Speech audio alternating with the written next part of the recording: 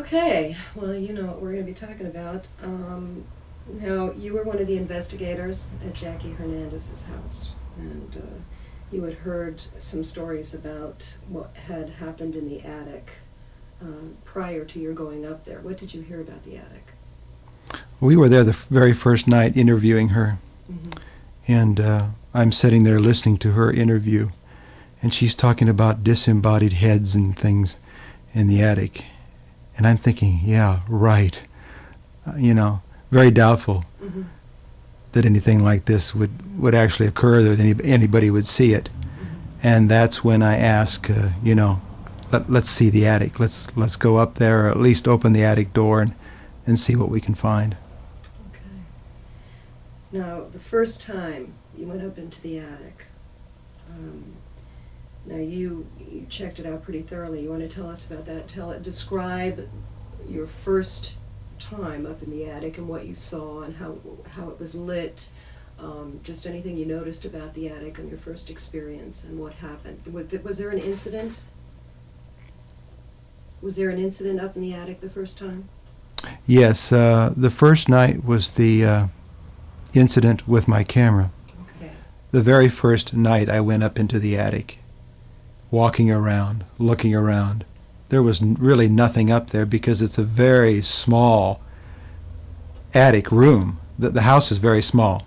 It's only got just a couple of bedrooms. It's just a small house. I felt like there was you know how you get a feeling where something is watching you, or something's behind you? That's the feeling I got. And it was pretty strong, actually. It just felt like something was looking at me while I was looking around. And that made me just a little bit uneasy. Like somebody, when you're walking ahead, somebody's always moving like behind you, So I looked around pretty quickly, pretty briefly, and then I went downstairs. Okay, let's cut just for the airplane. Okay, Riba. Speed. Okay, your first time up in the attic. Describe how you felt and what you had seen, what the room looked like, what you were feeling up there. The first night that we interviewed her, I went up into the attic and checked it out. It's a very small attic. It's very simple. There's nothing up there, basically. But as I walked around, I felt like there was something looking at me. How you get this feeling where something's looking at you or something's behind you, and you just feel just very uneasy, and you're always kind of looking back to see if there is anything. That's the feeling I got the first night that I looked up in the attic. Walking around, just getting that very uneasy feeling. But even at that point, I still didn't feel like there was anything that was going to grab me, or that there was anything supernatural or anything phenomenal that was going to happen. Still didn't think there was anything up there, like a disembodied head or anything like that? No, I had no feeling at all that there was anything up there. It's just that uneasy feeling that I was getting, just walking around and looking. You were by yourself? I was by myself, and it was a very brief thing, I just looking around basically just to see if I could see anything laying around or if there was anything strange or unusual. Okay. Now, the second time you went up into the attic, which was a little later in the evening, I've been told? That's right. Okay. The second time you went up by yourself, or were you with someone? Actually, the second time I went, I think people had been up into the attic. A couple people had already been up into the attic. But I took some photos. Okay, why did you go up in the attic in the first place? Jackie Hernandez had told us about the disembodied head in the attic. I just wanted to go up to see if I could see anything at all. I took some photos the first time I went upstairs. Now, these photos were taken like I would normally take photos, just straight on, straight ahead. I went downstairs, and we were talking downstairs for a while, and one of the gentlemen, I think it was Barry Taft, said, "Why don't you take some photos behind you?" In other words, with the lens behind you. So I figured, okay, let's try that. I went upstairs. I started clicking off some photos. It was dark, totally dark, so it was like a time exposure thing. I fired first second, and just as I fired into the third frame, something pulled this camera from my hands. I had it over my shoulder like this, firing. Something just pulled the whole camera out. Then, at that particular moment, I went downstairs just as fast as you could imagine. Did you feel, I mean, a force? It wasn't just like knocking it out of your hands. It was being pulled out of your hands? It's just like someone would take the lens barrel of the camera and grab a hold of it and just pull it out. That's how it felt. That's exactly how it felt. I was shocked at that point. I went downstairs immediately. And then you know how you get your adrenaline up. I'm down there and I'm thinking, expensive camera. I'm going back up to get this thing. That's kind of the first thing I thought, you know. I go back up there with lights this time, with a flashlight. I don't see my camera in the position that I was. I look back in the corner. All of a sudden, I see just the lens sitting there in the corner of the attic. And I'm looking around. In the corner, in the other corner of the attic, 15 feet away, 15 or 20 feet away, I don't remember exactly, was the body of the camera lying upside down with the lens port laying straight down into a box. You know, one of those boxes of grapes or cherries, you know, just an old crate that was in the attic. The camera was upside down, lens port down, laying inside that box. And the lens was over 15 feet away. Whatever had taken this from my hands had separated the lens from the body of the camera. And now that's no easy feat, really, because you have to know about cameras, a little bit about cameras. There has to be some knowledge there because you can't just pull it off. It was actually removed, taken off. There's a friction mount lock. It's a Canon lens, and it's got a friction mount. In other words, you put the lens on and you turn the lock in position. So whatever had taken this from my hands had turned that lock and removed the lens from the camera, separated it from the camera, if you will, and placed the lens in one corner and the body carefully in the other corner of the attic. Was the camera damaged in any way? The camera was not damaged at all. Now talk about your first fright right there. I knew there had to be something. There had to be something in that attic to do that. What was it? See, and you try to rationalize. Throughout this whole case, I tried to rationalize different things like that, you know. You try to rationalize in your mind, what actually did that, you know? I knew there was nothing in the attic. There was nobody up there, obviously. It wasn't any kind of somebody standing in a corner or some kind of hoax where somebody was waiting for me. The third time you went up into the attic, you went up with a fellow investigator, Barry Conrad.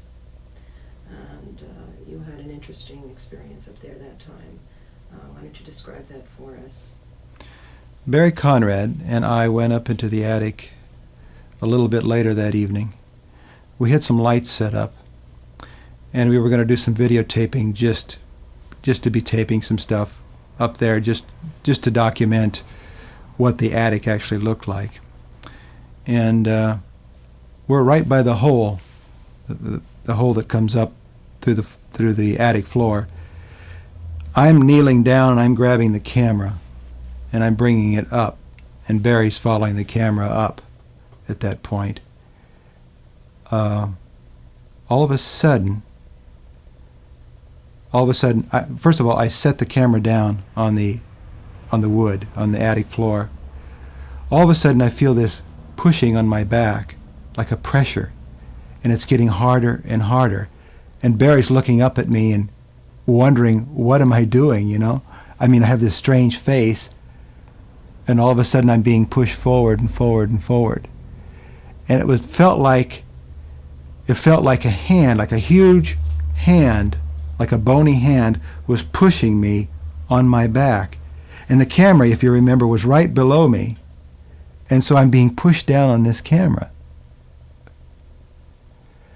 And Barry was in a position that if there were anyone behind you, he would have seen someone. Is that correct? Oh, definitely.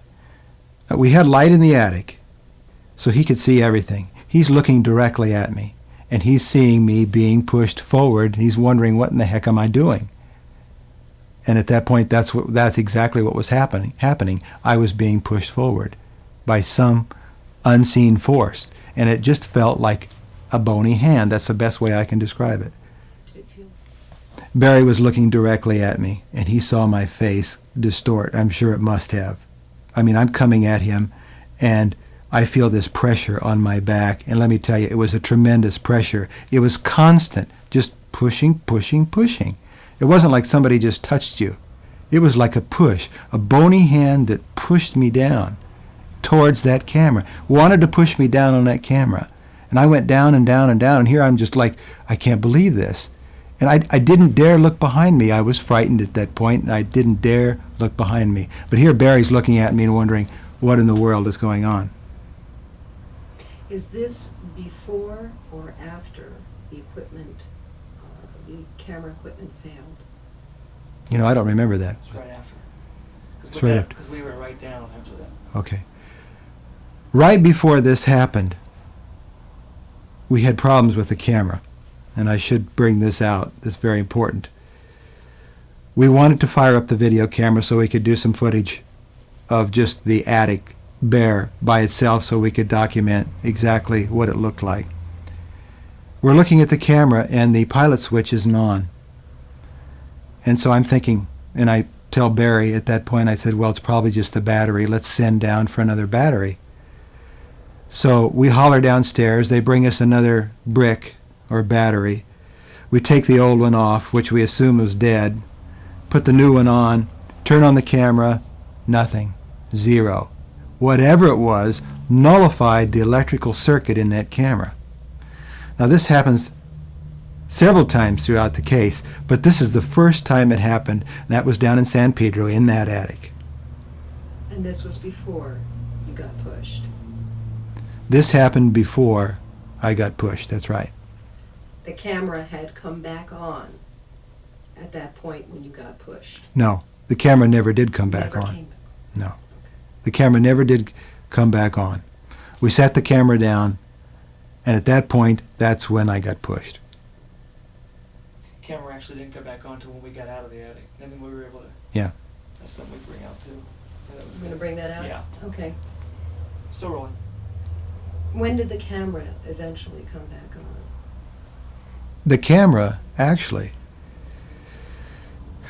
the camera never did go back on in the attic. It only went on when we went back downstairs. Then for some magical reason, we had power. The pilot light went on. But it never did give us any service at all in the attic. It always went out. Did you, once you were pushed, I understand that you had some back problems, that you had to seek out some attention, some medical attention? Actually, I did, after the pushing incident, I did have my back examined by a chiropractor because it bothered me the next few days. Now, I'm a photographer. I'm always in all kinds of strange, weird positions, so I'm always going to a chiropractor to get things straightened out, you know. But I thought this time I'd better go in and have it checked because it just like persisted like for 2 or 3 days. He examined it, looked at it, and said there was some internal bruising, but it was minor. It wasn't really a big thing, and after a couple days it seemed to be okay again. Okay, there were several people sitting in the living room when what happened? Actually, there were several people sitting in the kitchen. The kitchen is of close proximity to this little laundry room. And right below the attic port, there's a wash machine that's sitting there. So what we had to do was climb up on the wash machine to see what was up in the attic. We're in the kitchen. We're just sitting there talking. All of a sudden, we hear these heavy footsteps. Boom, boom, boom, boom.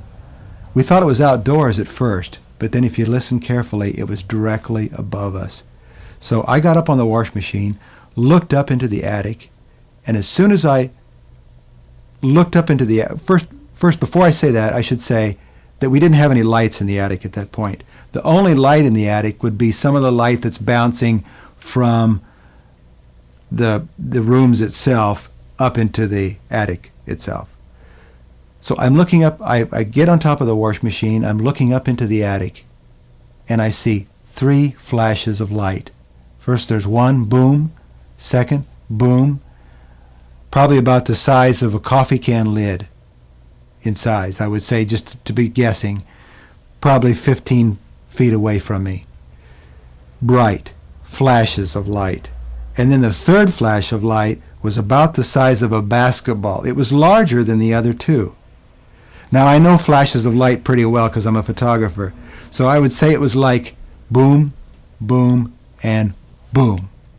The flashes were like a flash, but they were slow, like maybe an 1/8 of a second or a 1/10 of a second, something like that. Very slow. Nothing real fast. Then, after the 3 flashes of light, I'm thinking, maybe I'll see something more. All of a sudden, it's dark, and I see a black mass moving in the attic. It's like you would take 3 men and cover them with black velvet, big, huge black velvet cloth, and it's just like that. It moved slowly across the attic, and then just like it dissipated. I could see it enough because there was enough light being reflected up into the attic, so I know that it was something black that was moving. Did it make any sound? The 3 flashes of light made no sound. The black mass moving across the attic made no sound at all. Later on in the evening, we were continuing the interview with Jackie Hernandez, and this may or may not be anything, but it just struck us as very unusual. When we plug lights into the wall, they usually stay into the wall, and the lights usually stay on during an interview. They don't just blink on and off. We're going on with the interview, and all of a sudden, the light goes out, dead, black. And we have this on tape. But we just, you're in all of these things that are going on, and it just struck us as really kind of odd for a light to just go out like that. It doesn't happen very often. But it went out momentarily, and then it went back on, and that was it. Nothing else ever happened. Strange, at least with the interview. One of the shots you took up in the attic, when you went up to retrieve your camera, you caught something on there. Describe that for us. There was a piece of film, one of the rolls of film that I shot. Later on in the evening, I put the camera back together and shot a couple more rolls of black and white high-speed film. And I get this stuff home, and I'm looking through the photos, and I noticed something strange on the bottom of one of the photos, and I had it blown up. And it was definitely strange. It's a comet of light coming from the floor. It's in the lower part of the frame, and it looks like it's coming up through the floor, like maybe somebody had a real bright light and was shining it down below. Well, there's no holes in the floor that go downstairs. You can't just look downstairs through a hole. It's a strange piece of light. It looks like a little comet almost, but it's very bright. You'd have to have an extremely bright light that would come up through the floor if you could do it at all. And so we had this thing blowing up, and that's the most unusual frame on that whole roll of pictures. When you went up into the attic to retrieve your camera, you took some film up there, you took some tape up there. What did you catch on film? Later that same evening, I put the camera back together and shot a couple more rolls of high-speed black and white up into the attic. And I remember at the time shooting this stuff and not seeing anything in particular. I mean, I've shot enough film, if something came up that was really pronounced, I would notice it. I didn't notice it until I get the film back and I'm looking at the proof sheet, and I noticed this frame. I don't remember the frame number, but it was the only frame in that whole roll that really struck me as being odd, because in the lower left-hand corner of the frame, there was like a comet of light. Now, later on in this case, we have comets of light come from every which way you could imagine. But this was the first piece of light the first really phenomenal thing that we really caught on film, at least still photography-wise. A lot of things cropped up later on video, of course. But as I look at this piece of film, and it's been examined by people since, Alan Wiedert, an expert in photography, examined it, and it wasn't anything like a double exposure or anything unusual. It was actually on the film. I don't remember shooting it, but I know I was shooting at slow shutter speeds, 15th, 30th of a second.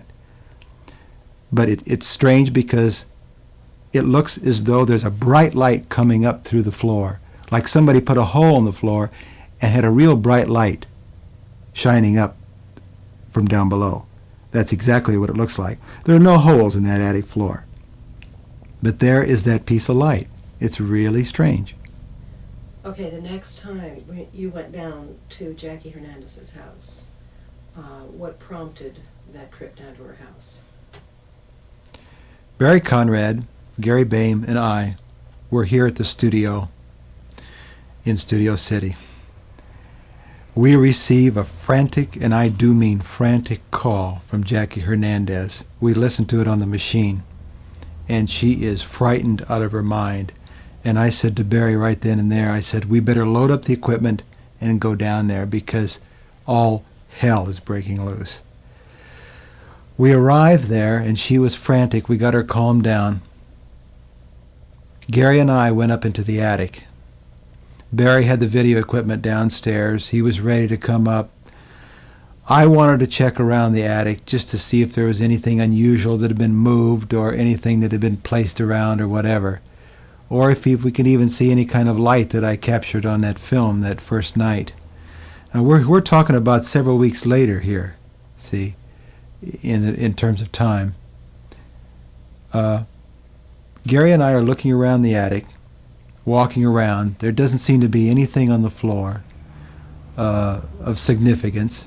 Doesn't seem to be anything hanging around that's of any importance to us. Was there any light in the room at this point, or is it dark? Actually, we had flashlights. We only had flashlights, and we were walking around, looking around to see if there was anything. Gary had a camera with him. He had a point-and-shoot camera. I remember spending probably just maybe 5 or 10 minutes up in the attic. All of a sudden, Barry Conrad looks up into the hole, and he says, I think there might be something happening down here. We hear something. And I turn to Gary, and I tell Gary, I say, I don't think there's anything happening up here. Let's go downstairs. And at the moment I said that, exact moment I said that, something pulled me. And there was a momentary space in there where everything went black. And the next moment I remember is that I'm like waking up, if you want to call it that, and I see Gary standing in front of me, and I feel myself over to the side of the attic roof, close to the rafter, if you will, being pulled real tightly. And I knew that there was something around my neck, but I didn't know what it was. And Gary actually pulled me down from a nail, as it turns out.